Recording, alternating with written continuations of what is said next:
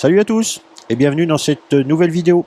Alors aujourd'hui vidéo un petit peu plus rapide que d'habitude puisqu'il s'agira juste d'une présentation et d'une démonstration d'un appareil à brochet rotatif. Alors ça peut paraître un peu barbare comme nom, en fait c'est un appareil qui va permettre de réaliser des trous hexagonaux pour empreintes BTR par exemple, ou voire carrés ou même triangulaires, plusieurs matrices sont disponibles, sont possibles. Voilà, donc c'est un appareil qui se présente comme ceci. Donc là, je l'ai mis sur un mandrin, sur un cône morse, pardon, pour ma poupée mobile. Donc l'appareil en lui-même, voilà, se présente comme ça. Alors il y a plusieurs attachements disponibles ici. Alors, on a cette partie-là qui tourne. Ici, alors je ne l'ai pas.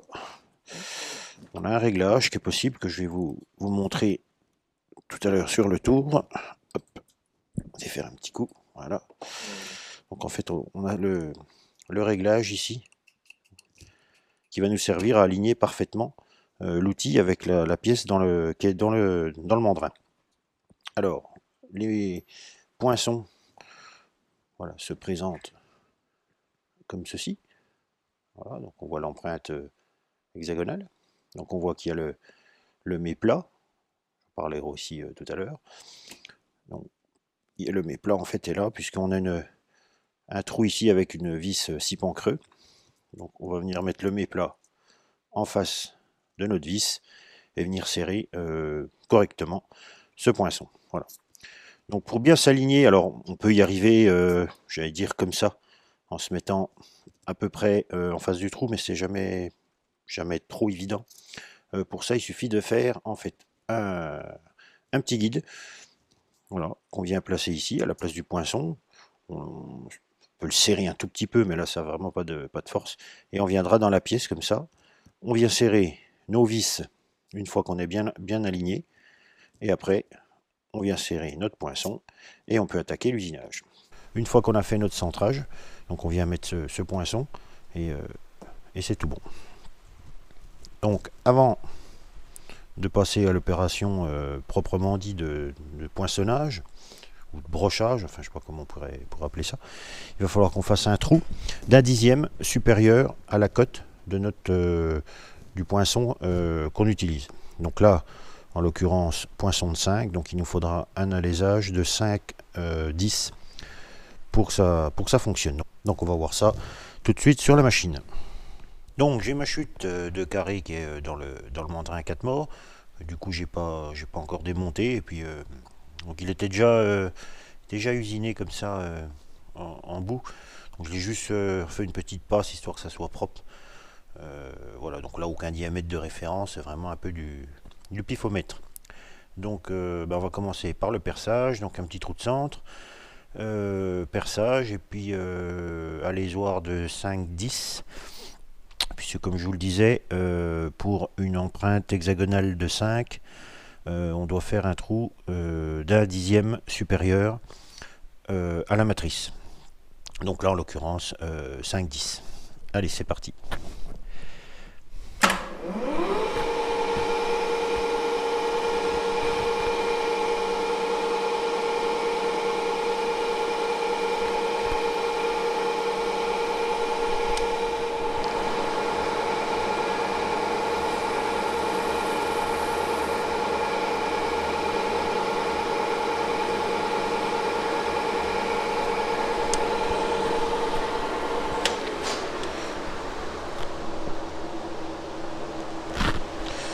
Donc là j'ai fait un petit perçage à 4,50 puisque si je passe avec un forêt direct de 5, le trou sera déjà plus ou moins grand, l'alésoir servira plus rien et on sera faux.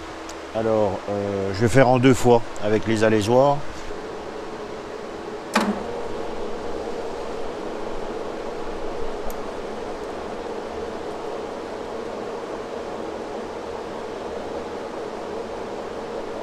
Donc voilà, l'alésoir de 5-10 est passé. Donc maintenant je vais pouvoir monter l'appareil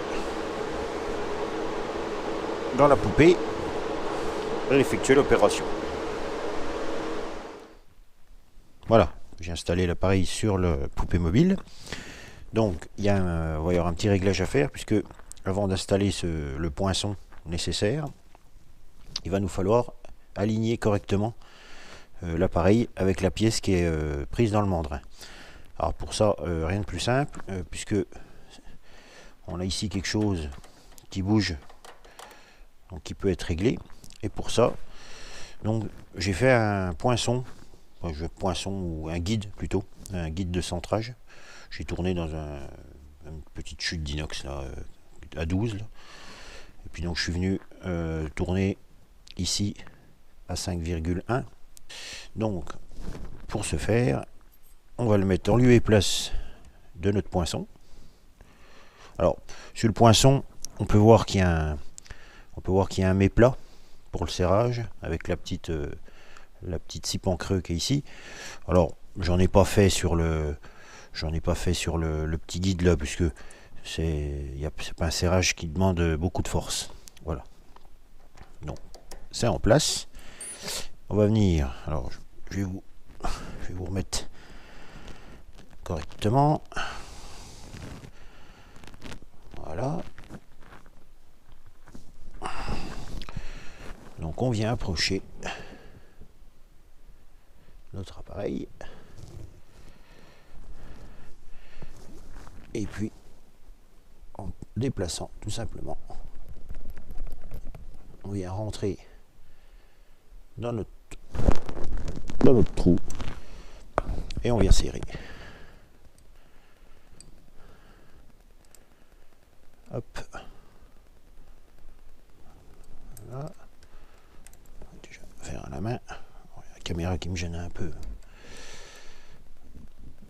Voilà. Voilà, on vérifie que ça va pas bouger. C'est tout bon.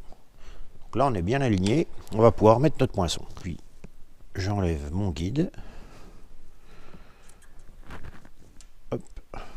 Et donc j'installe le poinçon de 5. Alors je mets bien le méplat en face la vis. Je serre. Alors là par contre il faut le serrer quand même.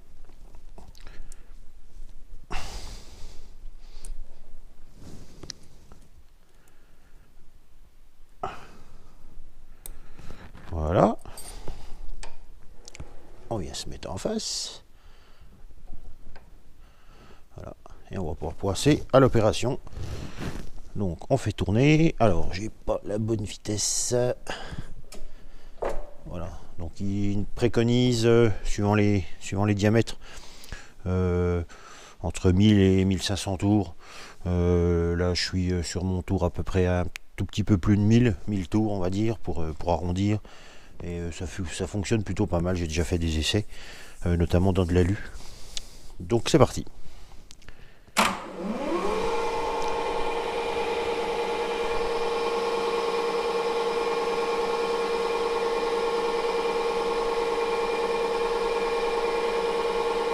Alors, il y a une certaine résistance bien sûr, parce que c'est quand même un poinçon. On va pousser la matière au fond du trou.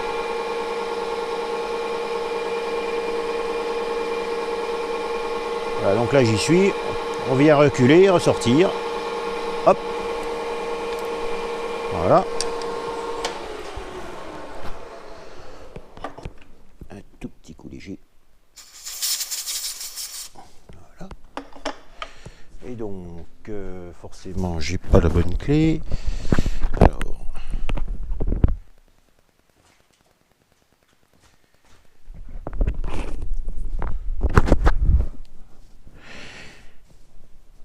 Et voilà. Donc là ma clé, bon, vous avez vu, elle n'est pas de première jeunesse, elle a un peu de jeu. Par contre, de l'autre côté, voilà. Donc ça fonctionne. Hein. Là on est en prise. On peut voir, hein. Il suffit.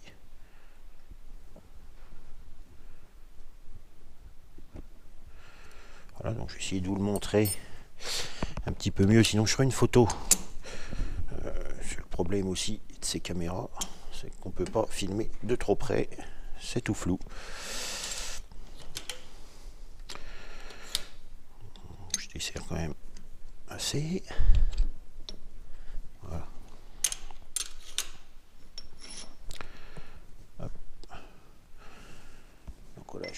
allez voir. Donc voilà l'empreinte, 6 pans creux. Je vais essayer de faire une photo avec le téléphone et je vous la... Donc voilà. Hop. Donc alors il y a un petit peu de jeu forcément, hein, c'est pas... Donc on voit, la matière est poussée au fond en fait. Voilà.